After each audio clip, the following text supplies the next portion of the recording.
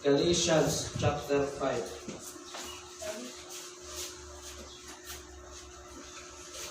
Yung kayo mga bata, hindi sila dana. Pasok kayo, pasok kayo. Ayan, sige.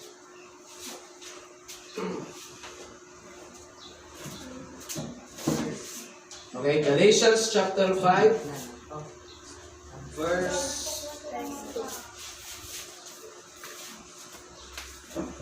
Okay, Galatians chapter 5, verse 6, verse 7, 8, and 9. Okay? Galatians chapter 5, verse 7, 8, and 9. Say amen nga kung nakita na natin. Amen. So, basahin natin ng sabay-sabay. Okay? Ready? Verse 7, go. Be not deceived. God is not mocked. Nakita niyo ba? Galatians 5. Ay, 6. Chapter 6 pala. Sorry. Chapter 6. Hindi ko nakita yung 6 na. Galatians chapter 6 pala. Sorry. Verse 7, 8, and 9. Okay? Say amen kung nakita na natin. Ayan. Ito, final na talaga ito. Okay? Ready? Verse 7, 8, and 9. Ready? Go. Be not deceived. God is not mocked. For whatsoever a man soweth, that shall he also reap. For he that soweth to his flesh shall of the flesh reap corruption, but he that soweth to the Spirit shall of the Spirit reap life everlasting. And let us not be weary in well-doing, for in due season we shall reap if we faint not. Verse 10. As we have therefore opportunity, let us do good unto all men, especially unto them who are of the household of faith. Let us pray. Ama naming Diyos, na makapangyarihan sa lahat, kami po ito'y papasalamat sa hapon ito. Salamat, Panginoon, na muli kami nagkatipon-tipon para sambahin ka namin sa Espiritu at sa katotohanan. Pagpalain niyo po, Panginoon, ang aming pong pag-aaral ng salita. Dalangin po namin ang Diyos na Espiritu po maging sa amin ng paunawa at pag-alala. Patungkol po sa iyong salita. Maraming salamat po sa pangalan ni Jesus. Amen. Amen. Okay, maaari na pong paupo ang bawat isa. Okay, ang ating pag-uusapan sa umagang ito. For whatsoever a man soweth, that shall he also reap. Magandang verse to eh. Okay, ito yung verse na kung mababasa natin sa iba, yung kasabihan ng what you sow, you reap. Tama? Ibig sabihin, kung anong tinanim mo, siyang aanihin mo. Tama? Kung nagtanim ka ng mangga, expect mo na mangga ang aanihin mo. Diba? Magulat ka, nagtanim ka ng mangga, tapos santo yung aanihin mo, hindi gano'n. Tama? Ibig sabihin, natural talaga yan, na kung anong tinanim mong puno, yun ang aanihin mo na puno. Tama? Kaya, yan ang prinsipyo ng Biblia sa atin. Tayo mga Kristiyano, kung anong tinanim natin, nakinig ba? Kung anong tinanim natin, yun ang ating aanihin. Kaya sinabi dito, tingnan nyo sa verse 7 pa lang, obserbahin nyo may, tingnan nyo sa verse 7, be not deceived, God is not mocked. Sabi dyan sa verse 7, be not deceived. Ano yun? Ibig sabihin, huwag kang magpadaya. Tama? Or huwag tayong mandaya, huwag tayong magpadaya. Diba? Kaya tayo, hindi natin pwedeng madaya. Tama?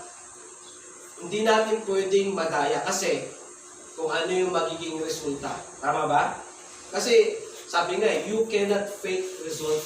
Ibig sabihin, kung anong ginawa mo, ang resulta niyan, hindi mo kayang pekein. Tama? Kaya aanihin talaga natin. Sabi dyan, be not deceived. God is not mocked. Ano yung pastor? God is not mocked. Ibig sabihin sa Tagalog, ang Diyos hindi naluloko. Kaya alam nyo, hindi natin kayang dayain ng Diyos eh. Tama? Kahit saan, kaya nga alam natin na ang Diyos ay, ano siya? Diba may tatlong attributes ang Diyos? Ano nga yung una? God is omnipotent. Ano yung omnipotent? Ibig sabihin, all-powerful. Tama? Omnipotent. And then, ano pa? God is omniscient. Ibig sabihin, He knows all things. Tama? Omnipresent. He is everywhere. Kaya ang Diyos, hindi natin siya madadaya. Kaya kahit saan tayo pumuntang lugar, kahit anong puntahan natin lugar at magtago tayo, kahit walang nakakakita sa atin, kahit na yung kaibigan natin, hindi tayo nakikita, yung mga kapitbahay, kahit na yung mga kaibigan, kahit na close mo, hindi tayo nakikita, kaya magtatago ka, tapos may gagawin tayo kung ano-ano, tandaan natin, hindi tayo makakaligtas sa Diyos. Tama? Hindi tayo makakaligtas. Yun yung sinasabi ng Biblia na hindi ko kayang dayain ng Diyos. God is not mocked. Hindi naluloko ang Diyos. Kaya tayo, ang paglilingkod natin dapat ay seryoso. Kaya bawat pagpunta mo dito sa church, kailangan siguraduhin mo na ang pagpunta ko ba sa church, tama ang dahilan. Diba? Bakit ba kayo nandito sa church? Bakit pa tayo nandito sa church? Anong dahilan? Para mag-aral ng salita ng Diyos. Kaya pag ang dahilan mo ay mag-aaral ng salita ng Diyos, alam ng Diyos yan kung yan ba talaga nasa puso mo, tama? Pero, titignan ng Diyos yung mga puso natin. Bakit kaya itong anak ko nag-church? Ano kayang dahilan? Baka mamaya, may crush kasi siya sa church. Kaya pumupunta sa church, di ba? Mali na. Kaya, hindi natutuwa ang Diyos. Diba, Angelo? Di ba? Di ba? Hindi natutuwa ang Diyos dyan. Di ba? Kaya dapat, tama yung dahilan natin. Amen? Amen. Yung iba naman, bakit pumunta sa church? Kasi inuutusan kasi ako ng mama ko sa gawaing bahay. Kaya pumunta na lang sa church para makaiwas. Mali yun. Tama? Dapat, bago kayo pumunta sa church, mas maganda na nabugas muna kayo ng plato, di ba? Halimbawa, magnanay na, punta na ako sa church.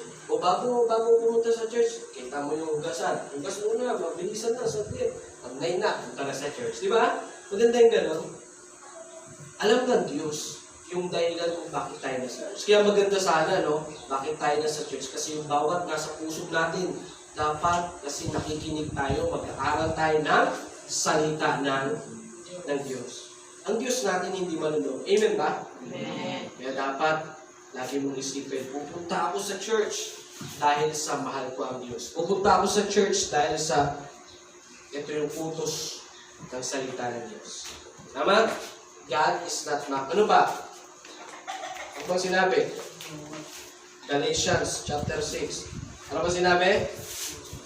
For, basahin nyo. For whatsoever a man soweth, that shall he also reap. Kaya ibig sabihin, alam ng Diyos yung mga tinatanim natin. Kung nagtanim ka ng kabutihan sa kapwa, balang araw, aani ka rin yan. Tama? May mga tao din na magiging mabuti sa iyo. Pero pag nagtanim ka ng kabulastugan, ng away lagi, ano aanihin mo? Away din, tama? Tingnan mo, halimbawa dito sa lugar natin, maging salbahe ka. Kahit sino awayin mo dito. Ano kaya mangyayari? Sa tingin mo, papansinin ka kaya ng mga kapitbahay? Hindi nga tama, dadaan-daanan ka lang. Kasi alam na natin yung ugali niyan eh. Di ba? Ay, ito, si ano? Malaya, pasagulero naman yun. Kaya, ang mangyayari,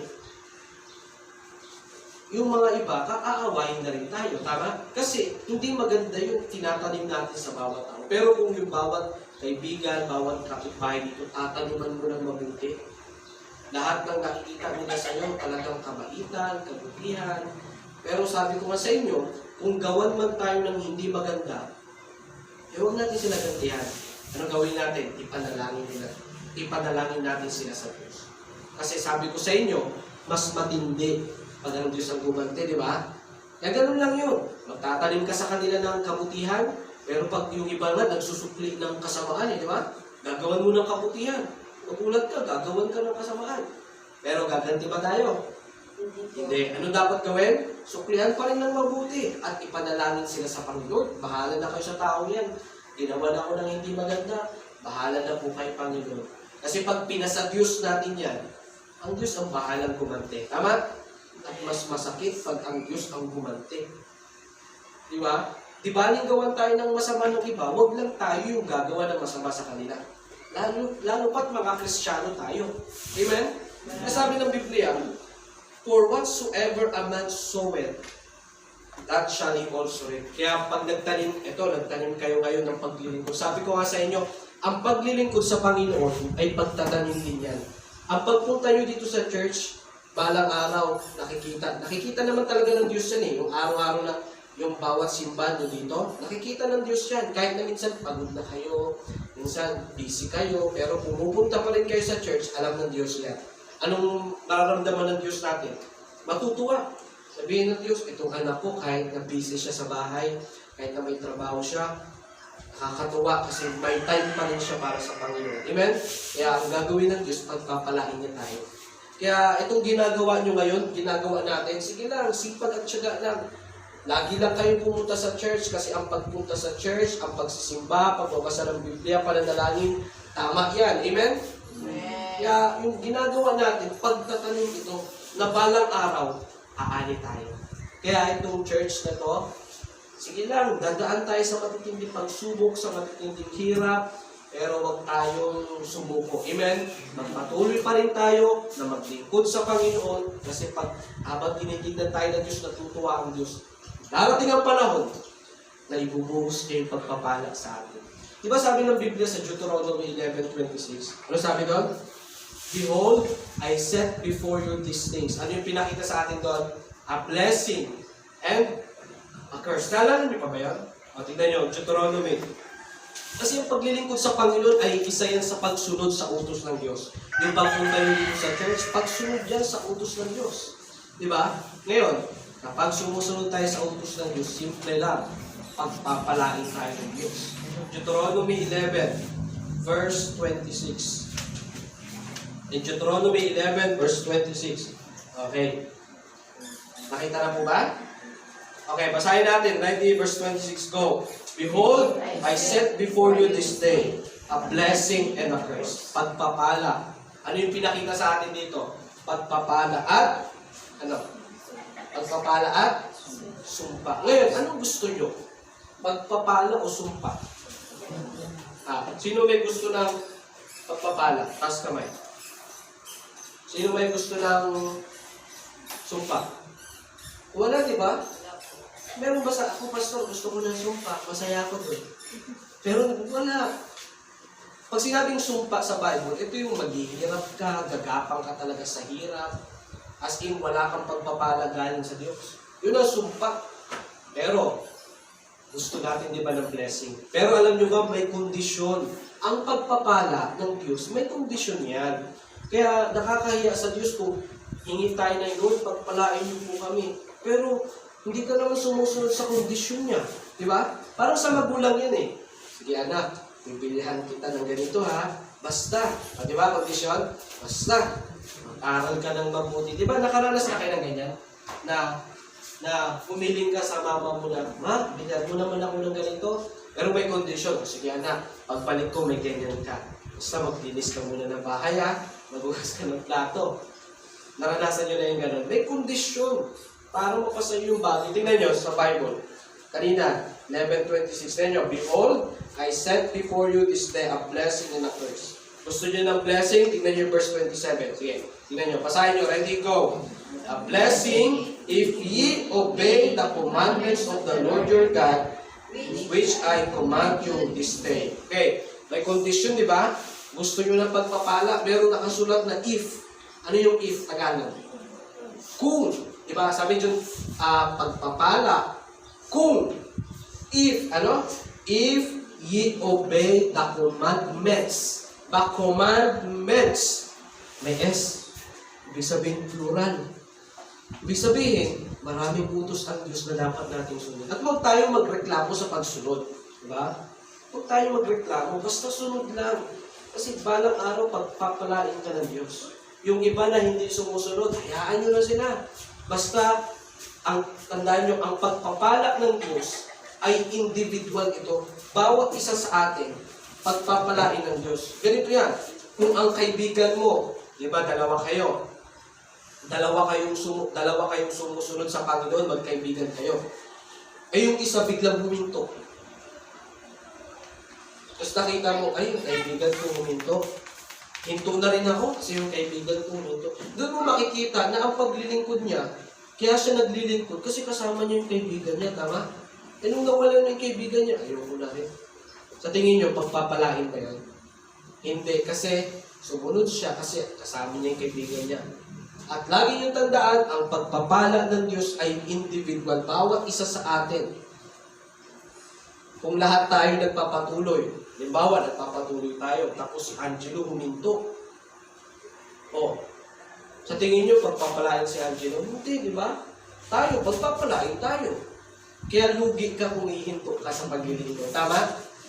Sinong lugi? Tayo ba? Hindi. Kung sino yung huminto, siya yung lugi. Kaya alam nyo, wag na kayong huminto sa paglilingkod sa Panginoon. Amen? Magpatuloy tayo. Sinasabi ko sa inyo, marami pa tayong dadanasing problema. Pero magpatuloy. Lingon ka lang yun.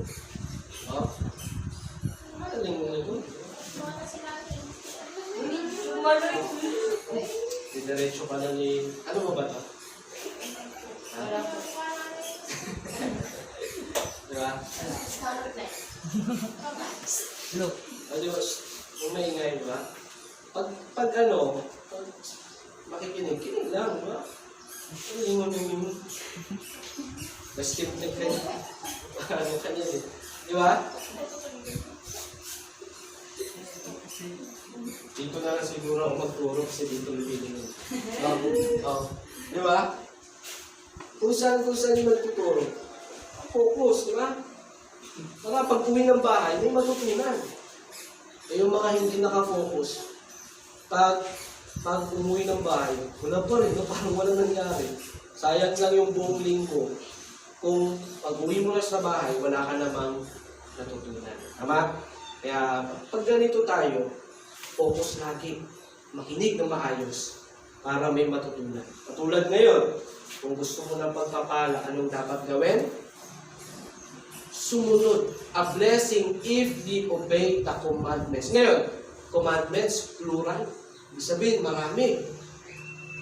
Lagi kong sinasabi sa inyo, ang pagsunod sa Diyos, hindi ito kabigatan. Ha? Hindi ito kabigatan. Dapat gawin yung blessing ito. Huwag niyong isipin na, pabigat naman ang utos. Hindi. Gusto ng Diyos na sumunod tayo sa kanyang utos. Kasi ito yung makakabuti sa atin. At ito yung makakapag-ayos ng buhay natin. Yung mga taong ayaw maayos yung buhay nila, yun yung mga taong ayaw sumunod sa Diyos. Tama? Halimbawa, lulong sila sa masamang bisyo, puro bisyo sila, tapos sasabihan mo na, sumunod ka sa Diyos para mabago ang buhay mo. Ano karamihang reaksyon nila? Yung iba nagagalit, yung iba ayaw. Kasi, yun na daw sila eh. Ayaw nila mabago eh. Di ba? Simple lang eh. Kung gusto mong mabago yung ugali mo, gusto mong mabago yung isip mo, yung puso mo, sumamba ka sa Diyos. Maglingkod ka sa Diyos. Sumunod ka sa Kanyang mga kautusan. Yan ang dahilan kung bakit tayo inuutusan ng Diyos. Kung bakit meron siyang salita para maayos yung ating buhay, yung ating sarili. Amen? Kayo ba, may napapansin ba kayo sa sarili nyo na nagbabago? Simula nung naglingkod kayo sa Panginoon, nagbabago ba yung, yung ugali nyo? May mga pagbabago ba? Kasi yan talaga ang pagsunod sa Diyos. Hindi mo alam na kapag sumusunod ka sa Diyos, dahan-dahan kang binabago ng Diyos. Tama? Dati wala ka namang pag-ibig sa church, pero habang naglilingkod ka sa Panginoon, doon ka mas lalong napapamahal sa church. Amen? Doon ka mas lalong napapamahal sa kaluluwa ng ibang tao. Dati naman, wala tayong mga pakialam, di ba? Sino ba siya? Bakit ko i-invite sa church? Di ba? Pero ngayon, isipin mo, binigyan tayo ng kakaibang pag-ibig sa Diyos. May mga tao kasi na, ang mahal lang nila, yung mga mahal nila sa buhay. Hindi nila mahal yung mga kapitbahay. Tayo, iba tayo. Ang pagmamahal natin, hindi lang sa kamag-anak natin. Ang pagmamahal natin ay sa buong barangay.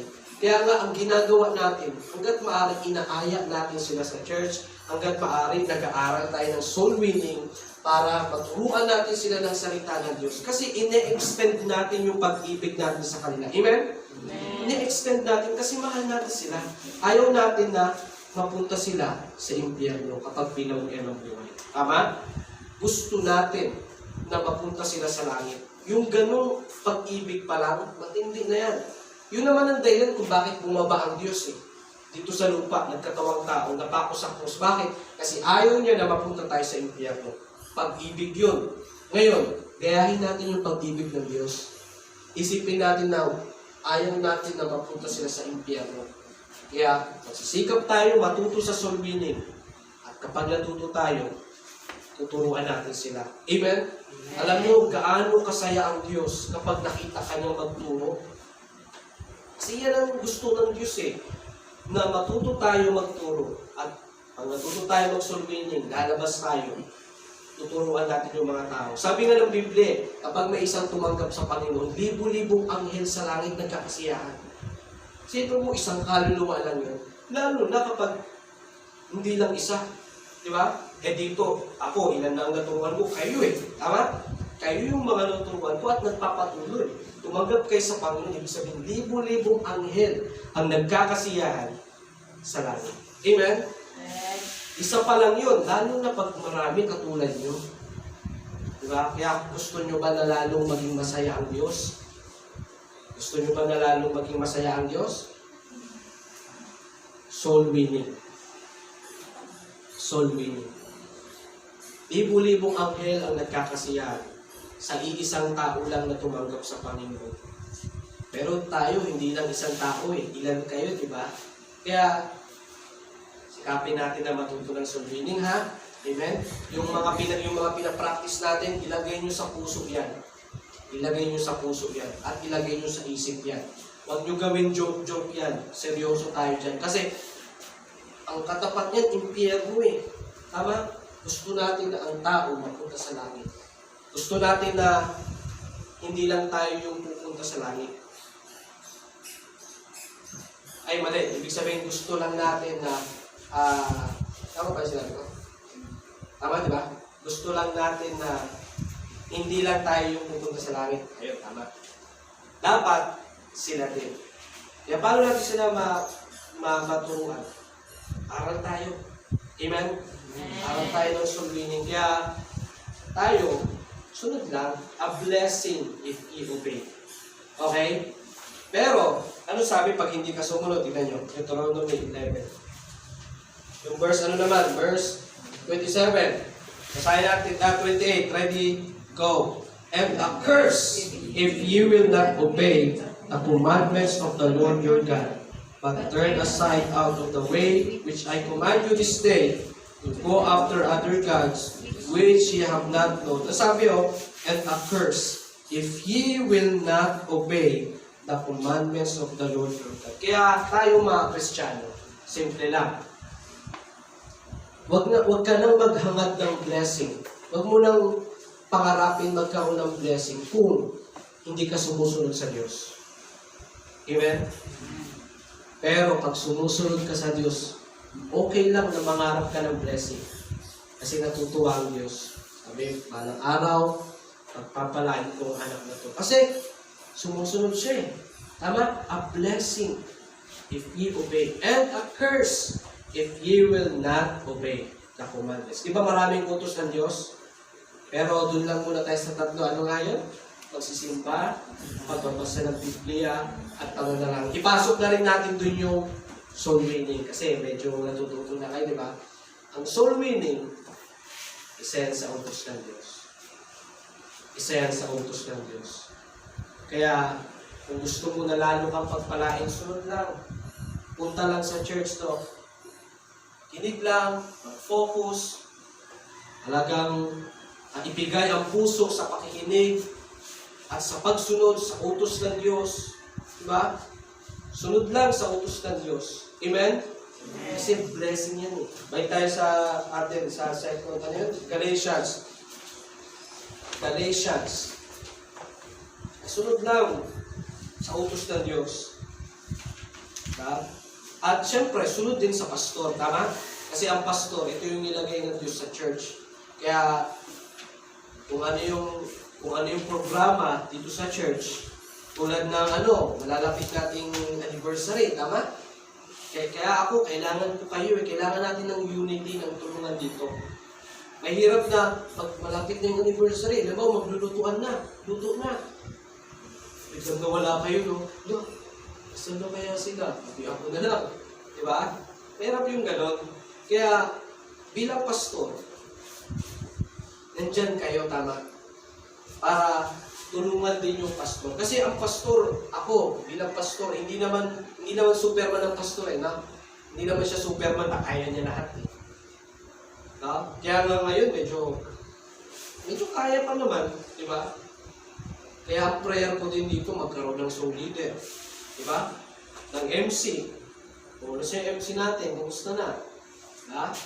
MC, song leader, opening prayer. Kaya mga boys, aral kayo paano mag-pray ha? Opening prayer, pati yung Bible reading. Diba? Kasi hanggang ngayon, diba, ako pa rin lahat. Pero okay lang. Kasi nagtatanim ako dito yun. Balang araw, aanihin ko yan. Amen? Aanihin ko to. Kaya ang prayer ko sa inyo, lahat tayo dito matuto. Marami pang gampanin dito sa church. Kaya natutuwa ako kung makikisa kayo lagi.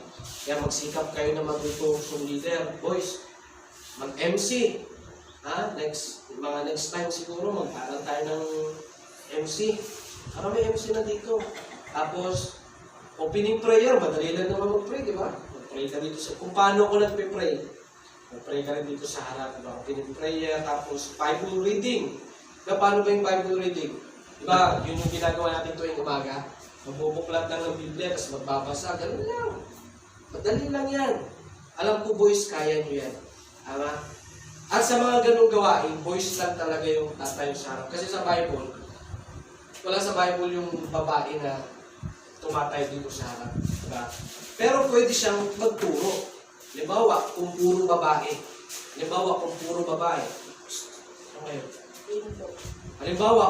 babae. Pwede ka magturo kasi puro babae. Tama? Pero kung dito, as a church, lalaki talaga yung tatayo sa harap. Okay? Pero yung mga babae, pwede kayong sa song leading. Song leading ko rin, sorry. Sa song offering. Awit kayo. Yung mga boys, pwede rin naman. Diba? Kaya, isa yan sa mga ministry natin na gagampanan. Diba, ang gawain ng Panginoon ay ano to palago ito ng palago eh. Tama? Lumalago ang gawain ng Panginoon. Kaya, sikapin natin na lumago din tayo. Amen? Ang ministry, lumalago ito. Dahil balang araw, magkakaroon tayo ng MC, ng song leader. Ang song leader natin, Wednesday pa lang. Friday, diba? Minsan absent pa eh. Diba? Kailangan tuloy-tuloy yan at sikapin natin. Magsikap tayo na matuto. Ha? Huwag tayong parang stagnant lang. Alam niyo yung stagnant?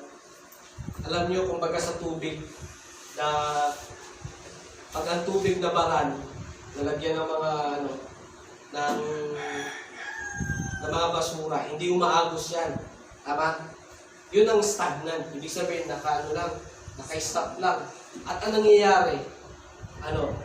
Nabubulok, yung tubig, bumabaho, di ba? Pero, ganun din ang church, alam nyo. Pag ang church ay stagnant, ibig sabihin, hindi lumalago ang mga miyembro, naging pumapangit. Pero pag ang church, katulad ng isang ilog na tuloy-tuloy, di ba ang ganda tignan nun? Tuloy-tuloy, maayos. Ibig sabihin, pag ang mga miyembro ay nag-i-improve talaga, patuloy na tututo, at nagsisikap na matuto, yun ang maganda doon, nakakatuwa. Balang araw, magkakaroon tayo ng iba't ibang mga ministries dito. Diba? Kaya, prayer ko rin, magkaroon tayo ng song offering. Diba? Balang araw, mag-practice tayo ng mga kanta, no? Para pag may song offering, meron tayo. Sa ngayon kasi wala pa tayong song. Alam niyo ba yung sinasabi mong song offering? Diba alam niyo yung kakanta sa harap? Ibig sabihin yan, pagkahandog ng awit sa Diyos. Diba? Iba pa yung kantahan natin dito. As marami, tulad kanina. Iba din yung aawit dito sa harap. Kasi nagbibigay ka ng papuri sa Diyos sa pamamagitan ng kantahan. Okay? Kaya, itong ginagawa nyo ngayon, pagsikapan natin na matutunan natin. Kasi, ang Diyos naman yung magpapala sa atin. Amen? Hindi naman tao eh. Hindi naman tayo gumagawa para magpasikat. ay gagawin ko to para magpasikat kay pastor, para makita ko ni pastor. Hindi gano'n. Gagawa tayo ng mga bagay dito sa church para magbigay ng papuri sa Diyos. Amen? Magbigay tayo ng papuri sa Diyos. Kaya yan ang prayer ko. Palang araw magkaroon tayo ng song offering dito. Amen? Song offering, ano pa? Yung mga tumatayo dito sa harap. Diba? Balang araw, mangyayari din yan. At ako naniniwala na mayroong gagamitin ng Diyos. Mayroong gagamitin ng Diyos. Masaya kung ikaw mismo yung gagamitin ng Diyos. Kasi may mga tao na kaya naman silang gamitin ng Diyos pero ayaw talaga nila. Yung iba nga, nahihiya. Ayaw matuto kasi nahihiya. Tumayo dito sa harap. Yan naman talaga ang kalaban muna eh. Tama? Nahihiya talaga. Pero kaya natin talunin yung hiya natin. Amen? Kaya natin. Diba? Kasi walang mangyayari kung puro nahihiya lang tayo. Sa soul winning, walang mangyayari kung puro hiya lang. Puro tawanan, puro hiya. Walang mangyayari. Pero sinasabi ko sa inyo, pag sineryoso nyo yung mga gawain dito sa church, talagang lalago tayo. Soul winning, yung soul leading, yung pagpipray, pagpapasa ng Biblia, pag sineryoso nyo yan, talagang pagpapalain kayo ng Diyos. Kasi sabi ng Biblia, ang Diyos hindi naluloko. Di ba? God is not mocked. Alam ng Diyos kung seryoso ka. Alam ng Diyos kung seryoso kang naglilingkod. Alam ng Diyos kung inaantok ka. Di ba? Di ba? Alam ng Diyos yan. Di ba? Yung lumabas, alam ng Diyos yan. Bakit siya lumabas? Siguro dahil sa inaantok siya. Namumula ng mata. Diba? Ha? Tulog? Ay, alam mo, tulog ka na eh. Diba? Alam ng Diyos yan. Diba? Kaya tayo, enjoy lang. Diba? Alam ng Diyos yan. Kaya, tayo, ganun talaga ang buhay. No? Ganun talaga. Kaya alam nyo, masarap na balang araw itong church natin lalago at lalago ito. Diba? Kaya nakakantok tuloy lang. Diba? Diba? Minsan nga magkape tayo dito para hindi antukin, no? Ang kape na kasi natin pagkatapos ng simbe, no? Kung mamaya kape tayo, no? Alam nyo na, nakakatuwa yung ganito, no? Na, sipin mo, may mga kabataan pa rin talaga dito na mahal ang gawain ng Diyos. Amen? Amen. Diba? Kasi yung iba, wala talaga, hindi mo magilaw. Akala mo busy. Akala mo busy sa buhay, nakatambay lang na doon dyan, naglalaro, kung ano-ano. Diba? Pero ako, pasalamat pa rin ako sa Panginoon kasi nandyan kayo. Sumusuporta talaga kayo sa church. Alam niyo yung iba? Yung ibang nagsisimula, pag hapon, wala na silang hapon. Bakit? Wala nang umaattend. Yung ibang simbahan, umaga lang yung simba nila. Kasi pag hapon daw, wala nang umaattend eh. Pero dito, iba no? Amen? Amen. Nawa, sanayin nyo na hindi lang umaga, kundi pati hapon. Tama? Kasi Lord's Day eh. Ulitin na naman natin yung Lord's Day. Pag sinabing Lord's Day, umaga at hapon. Kaya ang paglilingkod sa Panginoon, umaga at hapon talaga. Amen? Amen. Lord's Day. Kaya yung iba, nakakalungkot kasi wala na silang hapon. Pero ako, nagpapasalamat ako na minsan kahit konti tayo, pero salamat at least may bumabalik pa rin. Doon ko nakikita kung sino talaga yung mga gustong matuto. Diba? Doon ko nakikita kung sino yung parang joke lang yung pagsisimba. Parang wala lang. Pero doon ko rin nakikita sa inyo kung sino talaga yung seryoso na naglilingkod sa Panginoon. Diba? Huwag natin isipin yung bilang. Konti, marami. Hindi issue ang konti, marami. Sabi nga ng Panginoon eh, where 2 or 3 are gathered together in my name, there am I in the midst of them. Sa Tagalog, kahit isa o dalawa ang nagkakatipon-tipon, kasama nila ako. Nandun ako sa gitna nila. Eh tayo, higit pa tayo sa isa, sa dalawa eh. Tama? Ilan tayo? 1, 2, 3, 4, 5, 6, 7, 8, 9, 10. 10. nakita natin ng Diyos, natutuwa siya. Kasi, itong mga anak ko, sabihin na dito, itong mga anak ko, patuloy pa rin na naglilingkod sa Panginoon. Amen? Amen. Kaya, nakakalungkot yung ibang simbahan na wala na silang hapon. Pero salamat dito sa church kasi nagpapatuloy tayo sa paglilingkod. Amen? Hanggat maaari, sikapin natin na hapon, dadami tayo. Tama? Hapon, dadami din tayo. Sa umaga, minsan marami tayo. Nawa, ganun din paghapon. Kasi ang pagsisimba ng umaga, ang pagsisimba ng hapon, parehas lang yan. Kasi isang Diyos lang naman yung pinaglilingkuran natin eh. Di ba? Isang Diyos lang. Kaya kayo, ipagpatuloy nyo lang. Ipagpatuloy nyo lang yung ginagawa nyo ngayong paglilingkod sa Panginoon. Wednesday, simba. Friday, simba. Linggo, simba. Ipagpatuloy nyo lang. Amen? Kasi ang paglilingkod sa Panginoon, yan ay pagtatalim natin. Balang araw, aanihin natin yan. Alam niyo, nakakatuwa, no? Na balang araw, after ilang years, kayo mga professional na. Sana makita ko pa rin kayo sa church, no? Ano ba mga pangarap nyo? Ikaw, Angelo, ano pangarap mo? Basurero? Ano, no? Ay, ano ba? Ano ang pangarap mo? Ano ito? Ano pangarap mo? Pulis. Palang manok. Pulis, no? Pag pulis ka na, pasukin mo kami dito. Kaya hindi kami sa isa. Ha? Manok dapat. Kaya kung gusto mo maging pulis, magsikap ka mag-aral. Di ba? Hindi naman gusto mo maging pulis, kasi tambay ka lang. Hindi ka magiging pulis niyan. Aral, sikap. Anong year mo na? Hindi mo maalam kung anong year mo. Nagbakasyon na lahat-lahat. Hindi mo maalam kung anong year mo. Grade 10 lo. Magulat ka, hindi mo alam. College ka na po. Grade 10 lo. Oh, grade 7. Ikaw ano, Nasir, anong mo? Ang pangarap, grade 4. Anong pangarap mo, Nasir? Ha? Sundalo? Palaban kayo. Tingnan to ganda kasi. Ha? Isipin nyo, balang araw may magsisimba dito. May pulis, may sundalo.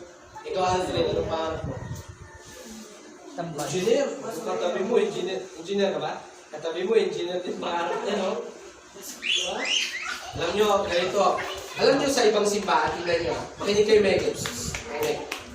May mga kwento sa ibang simbahan na nung tumagal sila, alam nyo ba, lumaki yung simbahan nila. Makinig. Lumaki yung simbahan nila. Alam nyo kung sino yung mga nagtayo, nagsikap, yung mga miyembro. Kasi, ganito yon. Yung parang ganito rin sa atin. Na ako, nag-umpisa, pastor. Yung iba nga malupit eh. Nag-umpisa sila sa ilalim lang ng puno. Di ba? Sa ilalim ng mangga. Nandyan sila, nagkakatipon. Tayo, mapalad pa nga tayo. May ano tayo, tama? May bahay tayong pinagkakatipunan. Yung iba, nag-umpisa sila sa ilalim lang ng puno, sa gilid lang ng daan. Pero tayo, mapalad tayo. Ganun sila nag-umpisa. Ganito, parang ganito sa akin. Tapos mga bata, kayo. Tapos lahat, yung mga bata na yan, may mga pangarap. Alam nyo ngayon, after how many years? Halimbawa, yung church sa Pasay. Pag sinerge nyo sa Facebook, Bible Baptist Church of Pasay, makikita nyo napakalaki niyan. Alam nyo ba kung paano sila nag-umpisa? Nag-umpisa sila, hirap-hirap din. Mas mahirap pa nga sa atin eh. Tapos, ganyan din, mga bata. Tapos, yung pastor, turo na ng turo. Kahit na yung pastor napapagod, sige lang, turo ng turo. Lagi nagpapaalala sa mga kabataan, sa mga miyembro. Ayun, hanggang sa tumatagal yung iba, nakakapagtapos ng pag-aaral, nakakapag-college. Alam niyo yung iba? Engineer na. Tapos, yung engineer na yon, sila na yung nagtayo ng napakalaki nilang simbahan. Lumaki yung simbahan nila. Sino yung mga nagtulong-tulong? Yung mga bata din dati. Na nagpatuloy sa kanilang paglilingkod sa Panginoon. Kaya kayo, lahat kayo, di ba, yan ang mga pangarap nyo, kanya-kanya kayong pangarap. Sinasabi ko sa inyo, magpatuloy lang kayo. Kasi pag naabot nyo na yung mga pangarap nyo, balang araw lalaki yung simbahan natin. Alam nyo kung bakit? Kasi tayo-tayo lang yung magtutulungan. Tama? Sipin nyo, kung lahat sa atin dito makapagtapos ng pag-aaral at makapagtrabaho, lahat kayo maging professional, sipin nyo kung magtulong-tulong tayo, halimbawa magtulong-tulong tayo makabili ng lupa. Bariyan na lang sa atin yan eh. Diba? Halimbawa lahat kayo, professional na. Ba ikaw, Timothy, ano pangarap mo? Ha? Seaman. Di yung seaman. Yung seaman na yan, isang barya lang sa kanya yung lupa dito pag binili, di ba? Pero na tayong pulis, sundalo. Hindi, harap dito. Ano naman nakatingin eh, di ba? Linya. May pulis na tayo, may sundalo, engineer, may seaman. Seaman ka rin, di ba? Maingay. Seaman, tapos ikaw ano? Rubina, ano pa? Nurse, nursing, ikaw. Na. Sundalo, tapos flight attendant, isipin nyo, tingnan nyo. Next. Kung bawat isa sa inyo maabot yung mga pangarap nyo, isipin nyo siguro yung lupa dito, barya na lang sa inyo, no? O, pastor, bili tayo ng lupa, o. Magkaroon tayo ng commitment. Sama-sama, pag pinag-ipon-ipon yan, makabili tayo ng lupa. Tapos, makapagpatayo tayo ng building. May mga engineer, no? Pastor, ganito ang design ng building. Ganyan yung nangyari sa ibang simbahan. Saan sila nag-umpisa? Sa parang ganito lang din. Nangangarap sila, nasisikap sila, hanggang sa yun, how many years natupad ang pangarap? Kasi, bakit ganun, pastor? Ilang taon pa? Kasi sabi ko nga sa inyo, ang paglilingkod sa Panginoon, para yung farmer. Tama? Nagtatanim muna yan, nagtatanim hanggang balang araw, aani siya. Amen? Aani siya. Kaya alam nyo, kayo, habang nag-aaral kayo, maglingkod kayo sa Panginoon. Ako, pastor nyo, suportado ko kayo. Kaya nagpipray ko kayo lagi. Gusto ko lahat kayo makatapos ng pag-aaral. Pinagpipray ko kayo na lahat kayo makapagtapos ng pag-aaral. At kapag nakapagtapos na kayo, nakapagtrabaho na kayo, lagi nyo isipin, una, yung pamilya nyo, kung sino yung mga tumulong sa inyo. Tapos, isipin nyo rin yung church. Amen? Yung church, yan ang bumabay sa akin habang nag-aaral ako. Yan ang nagpipray sa akin. Kaya yung iba, inisip nila ang church nila, ayun, napatayuan ng malaking building. At yung pastor, inaalagaan nila. Ganun din tayo. Sa umpisa, ganito lang, nangangarap tayo. Pero sige lang, sikap lang, time will come. Lalago din tayo. At lalaki din ito. Diba? Yan ang pangarap natin. Lahat tayo mangarap, hindi naman masama mangarap, wala namang bayad mangarap. Basta, yung pangarap natin, sinasamahan natin ng paglilingkod sa Panginoon. Kasi habang inaabot natin yung pangarap natin, kasama natin ang Diyos. Tinutulungan tayo. Amen? Kaya tanim lang ng tanim ng tama, tanim ng tanim, maglingkod sa Panginoon kasi balang araw, aanihin natin ito. Amen? Tayo lahat tumayo. Tayo manalangin. Kaya gusto ko manalangin ng bawat isa. Sandaling katahimikan lang, no? 1 minute, silent prayer. Pikit lahat. Sige, mag-pray ang lahat. Kausapin niyo ang Diyos. Gusto ko mag-pray ang lahat. Be serious. Maging seryoso tayo. Muli, pinaalalahanan tayo ng Biblia na kung anong tinanim natin, yun ang aanihin natin. Kaya, kung magtatanim lang din naman tayo, ipag-pray mo na yung itatanim natin tama. Pagtatanim sa kapwa, pagtatanim sa church, lahat tama dapat. At kung ano man yung mga sa tingin mo mga naitanim mo dati na mali, ihingi mo ng sorry sa Diyos. Ihingi mo ng tawad, Panginoon, patawarin niyo po ako sa mga tinanim ko dati na hindi maganda. Tulungan niyo po ako, Panginoon, na yung mga itatanim ko, lagi ngayon ay puro kabutihan sa kapwa at sa church. Ipag-pray mo sa Panginoon yan. Balang araw din, Sikap lang tayo sa pag-aaral. Balang araw, pag nakapagtapos din kayo ng pag-aaral, aanihin natin yung mga pagsisikap natin. Balang araw, itong simbahan na ito ay lalago ng lalago. Basta magpatuloy ka. Alam niyo po, masayang tignan na lalago ang simbahan at nandito ka pa rin. Yung iba, wala na. Makita pa kaya nilang lumalaki ang simbahan? Wala na sila eh. Kaya nakakatuwa po na pag lumaki ang simbahan, nandito pa rin kayo. Ipag-pray mo sa Panginoon yan. At yung pangarap mo, sabihin mo sa Panginoon, pangarap kong ganito. Na pag naabot ko na ito, mangako ka sa Diyos, pag naabot ko na po ito, Panginoon, tutulong ako sa pamilya ko, at tutulong ako sa simbahan. Pag-pray mo yan sa Panginoon. At kapag ang puso mo ay nandun sa simbahan, matutuwa ang Diyos. Lalo ka pa niyang tutulungan na makapagtapos ng pag-aaral dahil sinabi mo sa Kanya na gusto mong makatulong sa simbahan. Una, syempre sa pamilya mo. At syempre, sa gawain ng Panginoon dito. Kaya manalangin, Ama naming Diyos na makapangyarihan sa lahat. Salamat, Lord, sa mensahe na ibinigay niyo po sa amin, Panginoon. Na ang pagtatanim, hindi ito madali. Pero sinisigurado na meron talagang aanihin. Kaya tulungan niyo po kami, Lord, sa aming pagtatanim. Tulungan niyo po kami na laging tama ang aming itatanim. Laging kabutihan. Kabutihan sa kapwa, kabutihan sa kapitbahay, kabutihan sa mga mahal sa buhay, at kabutihan sa church. Dalangin ko po ito mga kabataan na ito, na sa ngayon nangangarap sila, may mga pangarap sila sa buhay. Dalangin ko po na maabot po nila ang kanilang mga pangarap. At habang inaabot nila ang mga pangarap nila, dalangin ko po na sila din ay patuloy na naglilingkod sa inyo, Panginoon. Kaya Lord, alam namin na wala pong imposible sa inyo, Panginoon. Ang balang araw, itong mga kabataan ito, gagamitin nyo sila para patuloy na mapalawak ang gawain dito. Nawa na patuloy po silang matuto sa inyong gawain. At sa mga nag-aaral dito sa soul winning, Panginoon, dalangin ko po, Lord, na balang araw, sila po ay aking makasama sa paglilingkod sa inyo, Panginoon.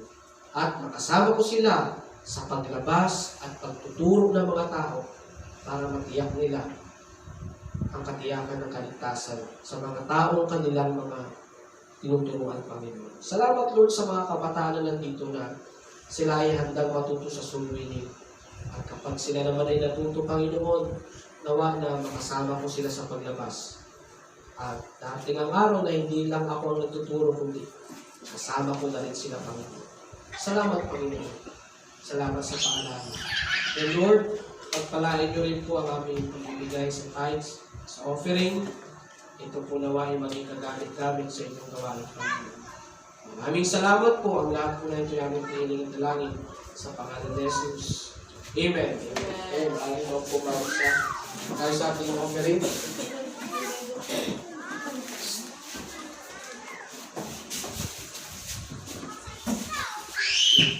Sa pasalo na.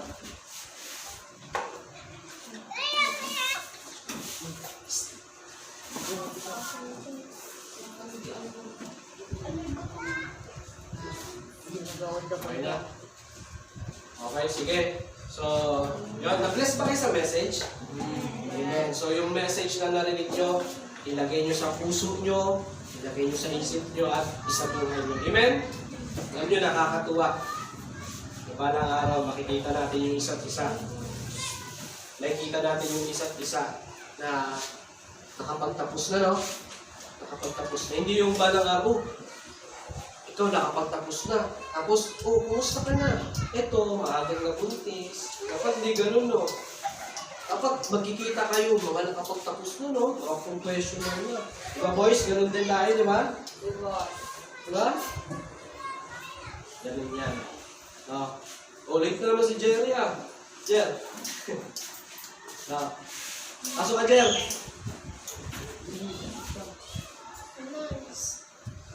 Mag-pray na tayo para sa atin. Yan. Na-bless pa kayo sa message? Amen. So, Basta, sikap lang ha. Sikap lang. Itong bakasyon, kung matuto na kayo sa soul winning, try natin lalabas tayo. Okay ba yun? Okay. Ano, may tanong ba kayo sa soul winning sa practice kanina? Sino may tanong? May nalilito ba kayong magpaliwanag? Ano? Ano, meron ba? Ano, kung may tanong kayo, magtanong na kayo sa akin. Or chat nyo ako. Huwag kayong mahiya. Basta gusto ko matuto kayo sa soul winning. Ilan tayo? 1, 2, 3, 4, 5. Kung kayo yung mga nag-aaral sa soul winning, no? Kayo, makinig lang kayo lagi sa nagtuturo ha. Para matutunan nyo rin. Okay? Okay, so sikap lang. Itong bakasyon, pag-pray natin na pag makalabas ako, kasama ko kayo. Diyan unahin natin, no? Kung sino yung mga bahay natin. Okay? And then, ipag-pray nyo rin kung bukas baka makauwi ako sa Bulacan. Kasi, kailangan talaga ng pag-aasikaso. Kasi hindi lang papel yung aasikasuhin mo sa kasal. Yung mga gamit pa, decoration sa church. Siyempre, kailangan mo ilista yan. Tapos, yung mga nilong-nilang pa. No? Dami. So, ganun pala pag ikakasal, no? No? Kaya kayo pag ikakasal, ha? Pero hindi pa naman ngayon, di ba? Hindi pa naman ngayon. Kaya pag-pray nyo ako, yung pag-iingat ng Diyos pag-uwi, pag-drive, hindi madali yan. Sa 3 hours, nakakangawin. Kailangan ko talagang puminto. Magpahinga. Pagdating doon, busy din lagi, puro nagkakasikaso. Kaya anong ginagawa ko sa inyo dito, chinachat-chat ko na lang kayo, di ba? Kumusta ko. Kaya, ganun ulit.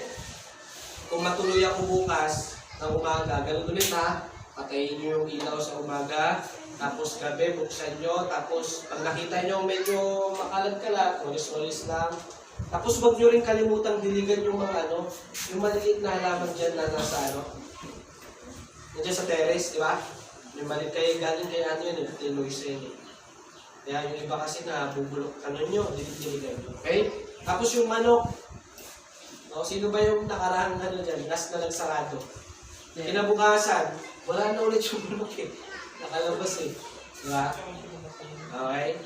So pag pag sinarado nyo yung pinto, di ba may uwang?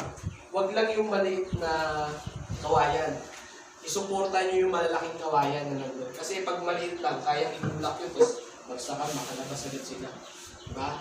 So, siguro, pagtulong-tulungan na lang din ulit, no? Yan, pagtulong-tulungan na lang ulit na mahuli. No? Wala nang sisihan, ganun talagang manok, nakakawala lang sila. Pero kunin lang natin, kasi kasi baka mahawaan yung sakit, no? Diba? Yun ang doon, pag pinapakawalan eh. Baka mahawaan. Kaya, alam nyo naman yung mga itsura, no? Dalawang brown yata yun. Tapos isang batik yung lalaki, di ba? Ayun. Okay? Kasi yung pag-aalaga natin ng manok para sa gawain yan. Pag naparami natin yan, magagamit natin yan pag may okasyon tayo. Sayang nga yung mga itlog hindi napisa eh. Kung sakali nga, kung maaga na napisa yan, baka magamit pa natin sa anniversary yan. No? Pero hindi. Siguro sa next na mga gawain, pwede pa natin magamit. Okay ba yun? Okay, so pag matuloy ako bukas, kayo na lang muna ang bahala din ha. Chat-chat na lang din tayo. Para lahat yan, para sa gawain. At yung ginagawa kong pagpunta doon, pag-aasikaso ng papel para sa kasal, pag-aasikaso, yung ginagawa kong ganyan, para din sa gawain dito yan.